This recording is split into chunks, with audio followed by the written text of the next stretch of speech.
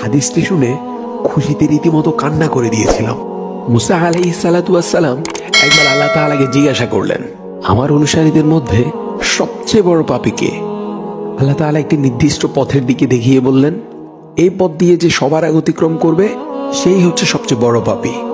আল্লাহ তাআলার কথা অনুযায়ী মুসা আলাইহিস সালাতু ওয়াস সালাম বসে দেখতে লাগলেন। কিছুক্ষণ পর দেখলেন এক ব্যক্তি একটি ছোট বাচ্চাকে কোলে নিয়ে রাস্তাটি অতিক্রম করছে। তিনি সাথে সাথেই বুঝে ফেললেন এই হলো সবচেয়ে বড় পাপী। এরপর তিনি আল্লাহ তাআলাকে আরো একটি প্রশ্ন করলেন, হে আল্লাহ, আমার অনুসারীদের মধ্যে সর্বাধিক ভালো মানুষটাকে? আল্লাহ তাআলা উত্তরে বললেন, সন্ধ্যা হওয়ার সাথে সাথে ওই একই রাস্তা দিয়ে যে ব্যক্তি অতিক্রম করবে সেই হচ্ছে সর্বাধিক ভালো মানুষ। মুসা আলাইহিস সালাতু ওয়াস সালাম সূর্য ডুবার অনেক আগ থেকেই বসে রইলেন। যেই সূর্য ডুবে যেতে লাগলো তিনি দেখলেন সেই সকালের লোকটি ছেলেকে কোলে নিয়ে ফিরে যাচ্ছে। মুসা আলাইহিস সালাতু ওয়াস সালাম হতভম্ব হয়ে আল্লাহ তাআলাকে জিজ্ঞাসা করলেন, হে প্রভু, একই ব্যক্তি মহাপাপী আবার একই ব্যক্তি মহানেকি? আল্লাহ উত্তরে বললেন, হে মুসা, এই ব্যক্তি সকালে যখন তোমার সামনে দিয়ে তার ছেলেকে নিয়ে জঙ্গলে প্রবেশ করছিল তখন কোলের ছেলেটি বাবাকে জিজ্ঞাসা করেছিল, আচ্ছা বাবা, এই জঙ্গলটি কত বড়? বাবা উত্তরে বলেছিল, অনেক বড়। নিষ্পাপ শিশুটি আবার প্রশ্ন করলো, আচ্ছা বাবা, জঙ্গল থেকে বড় কিছু আছে?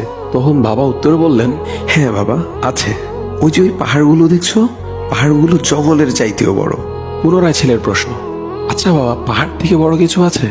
বাবা উত্তরে বললেন, আছে তো, আকাশ পাহাড়ের চাইতেও বড়।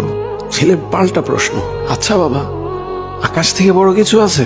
বাবা উত্তরে বললেন, আমার পাপ, যা এই আকাশের চেয়েও অনেক অনেক বড়।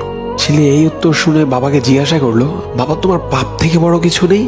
তখন বাবা চিৎকার দিয়ে ছেলেকে জড়িয়ে ধরে কাঁদতে কাঁদতে বলল, আমার পাপ থেকে অনেক অনেক গুণ বড় আমার আল্লাহর রহমত। হে মুসা, এই ব্যক্তির পাপের অনুভূতি ও অনুশোচনা আমার এতই পছন্দ হয়েছে, সবচেয়ে পাপী ব্যক্তি থেকে তাকে আমি সবচেয়ে নেকি ব্যক্তি বানিয়ে দিয়েছি। এই হাদিসটির অন্যতম একটি শিক্ষা হলো, পৃথিবীর কেউই স্থায়ী পাপী না। অনেক অনেক পাপ করে ফেলেছেন, তারপরও আপনি চাইলে মুহূর্তেই একজন পবিত্র বান্দাতে পরিণত হতে পারেন।